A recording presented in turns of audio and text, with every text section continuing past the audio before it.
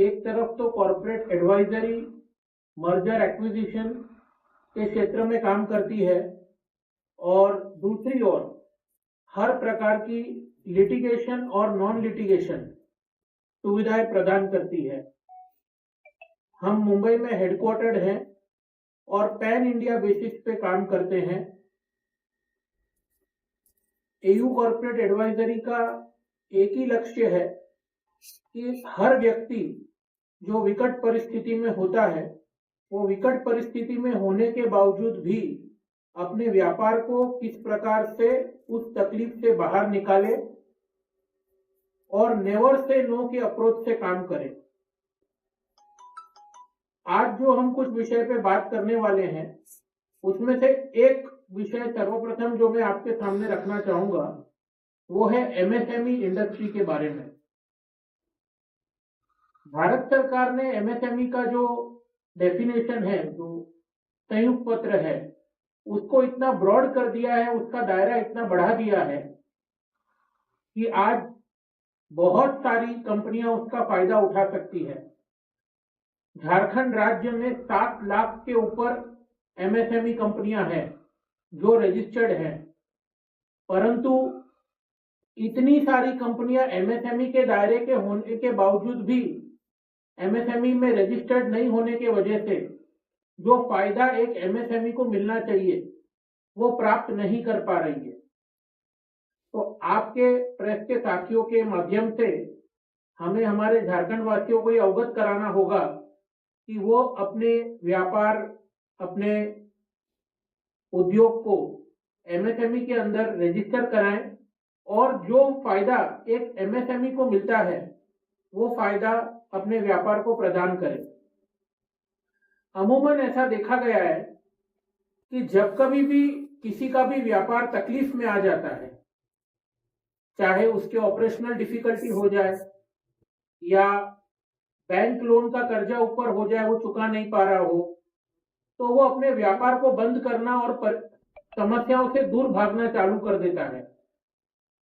पर आप सबको यह जानकर खुशी होगी और आपके माध्यम से आपके रीडर्स को भी आप ये बात बताइएगा कि एमएसएमई के लिए सर्वोच्चतम न्यायालय सुप्रीम कोर्ट ऑफ इंडिया ने भी एक जजमेंट पास किया है कि यदि आप एक एमएसएमई हैं तो आपके ऊपर एग्रेसिव रिकवरी विदाउट रिस्ट्रक्चरिंग, यानी कि आपके कर्ज की रिस्ट्रक्चरिंग करे बगैर आपको एनपीए घोषित नहीं किया जा सकता। तो जो छोटा व्यापारी अपना घर, मकान, दुकान, गाड़ी, घोड़ा, धर्मपत्नी के आभूषण आदि गिरवी रख करके पैसे उठाता है व्यापार करने के लिए और वो सोचता है कि अब मेरा सब कुछ खत्म हो गया, यदि वो अपने आप को एक एमएसएमई में रजिस्टर करवा ले और एमएसएमई बन करके काम करे, क्योंकि अब एमएसएमई का दायरा 800 करोड़ रुपए तक हो गया है। 800 करोड़ रुपए तक के टर्नओवर को एमएसएमई के कैटेगरी में सरकार ने शामिल कर लिया है, तो वो सारे फायदे रिस्ट्रक्चरिंग के वो सब उठा सकेंगे। आज भारत की जीडीपी के 30% कंट्रीब्यूशन एमएसएमई इंडस्ट्रीज से आता है और आपको जान करके खुशी होगी कि भारत की जीडीपी को 8% कंट्रीब्यूट झारखंड की एमएसएमई करती है। तो इतना बड़ा योगदान आज के दिन है, जबकि एक एग्रीकल्चरल इकोनॉमी होने के बावजूद भी झारखंड में इतने कल, कारखाने, मैन्युफैक्चरिंग यूनिट्स हैं, वो अगर इस एमएसएमई के दायरे में शामिल हो जाए तो राज्य की प्रगति का स्तर और कितना आगे निकल जाएगा ये हम सोच भी नहीं सकते हैं। दूसरा एक बहुत अहम विषय है कि 2016 में भारत सरकार इंसॉल्वेंसी एंड बैंक्रप्सी कोड को लेकर के आई। होता क्या था जी कि 2016 के पहले हर व्यक्ति जिसने किसी भी प्रकार का डिफॉल्ट किया, हर व्यापारी जिसने किसी भी प्रकार का डिफॉल्ट किया, तो बैंक उसके ऊपर, यदि उसका बैंक का कर्ज है, एग्रेसिव कार्रवाई शुरू कर देती थी। उसकी प्रॉपर्टी को कब्जा करना, उसको सरफेसी के अंतर्गत ऑक्शन करना और जो बकाया रकम बच गई है उसके ऊपर भी कार्रवाई चालू ही रहती थी। लेकिन ये इंसॉल्वेंसी एंड बैंक्रप्सी कोड कहने को तो दिवालिया कानून है, परंतु ये इतना अच्छा कानून है कि अब इस कानून के द्वारा सरकार ने 2 लक्ष्य निर्धारित किए हैं। एक तो जो आपके एसेट है, जो आपके व्यापार की संपत्ति है, उसकी मैक्सिमम वैल्यू मिले, और दूसरा वो व्यापार पुनः अपने पैरों पर खड़ा होकर के चलने के लिए काबिल बने। तो रिकवरी के बजाय resolution oriented approach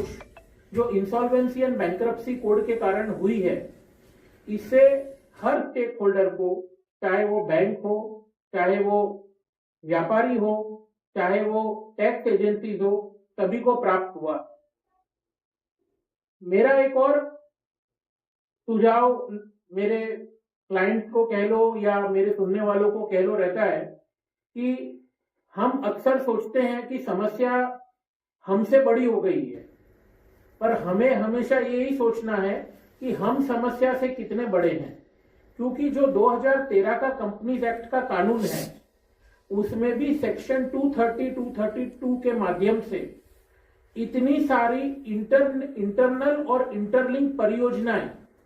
with in the company तैयार हो सकती है, जिसके कारण और जिसके समावेश के द्वारा स्ट्रेस शब्द आपके व्यापार से गायब हो सकता है। सबसे बड़ी कमी देखी गई है भारत के कॉमर्स सेक्टर में, व्यापारी सेक्टर में, जहां भी हम अलग अलग मंचों पे जाते हैं, वो है जागरूकता की। तो आज हमारा यहाँ आने का, आपसे बातचीत करके संवाद करने का एकमात्र लक्ष्य जो है वो यही है कि जागरूकता फैले, लोगों को पता चले कि जब आप हताश और निराश हो गए हो, तभी भी ये अंत नहीं है, तभी ही आपको एक अपॉर्चुनिटी खोजनी है और उस अपॉर्चुनिटी को एनकैश करके अपने व्यापार को आगे लेके जाना है। झारखंड में कई योजनाएं राज्य सरकार की इतनी सुडौल है, जिससे कि टैक्स रिबेट, जिससे कि लैंड सब्सिडी लोगों को मिल रहा है, पर यहां पे राज्य स्तर पे भी एमएसएमई के क्षेत्र में और ज्यादा प्रोत्साहित लोग कैसे हो, किस प्रकार से छोटे और मझोले उद्योगों को मार्गदर्शन मिले, इसकी राज्य सरकार को और भी कार्यक्रम और भी जागरूकता फैलाने की आवश्यकता है। और यह सुनहरा मौका जो झारखंड के रजत जयंती महोत्सव का है, इसमें एक ये भी एजेंडा रहना चाहिए, ऐसा मेरा राज्य सरकार को भी सुझाव रहेगा आपके माध्यम से।